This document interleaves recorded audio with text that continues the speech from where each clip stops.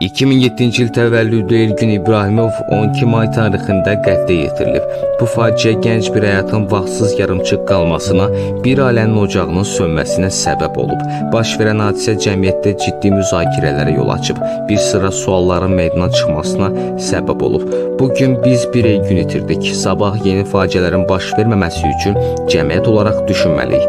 Harda səhvə yol verdik? Niyə bu gənc qorunmadı? Onun köməyə çağırışı niyə vaxtında eşidilmədi? Baş verən hadisə təkcə bir ailənin faciəsi deyil, bütövlükdə cəmiyyət üçün ciddi xəbərdarlıqdır.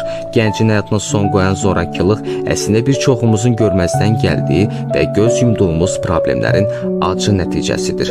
Cinayəti törədən şəxslər hüquqi mühafizə orqanları tərəfindən layiqincə məsuliyyətə cəlb olunacaq. Lakin bu hadisə yalnız hüquqi deyil, həm də mənəvi məsuliyyət tələb edir. Uşaqların və yeniyetmələrin təhlükəsizliyi, onların psixoloji və sosial rifahı cəmiyyətimizin hər bir üzvünün birgə öhdəliyidir.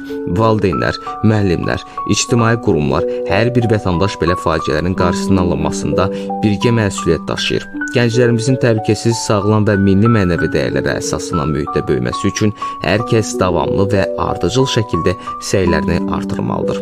Elgünlə vidalaşarkən unutmamalıyıq ki, hər bir uşaq, hər bir gənc cəmiyyətin gələcəyidir. Bu gələcəyi qorumaq hər birimizin müqəddəs vəzifəsidir.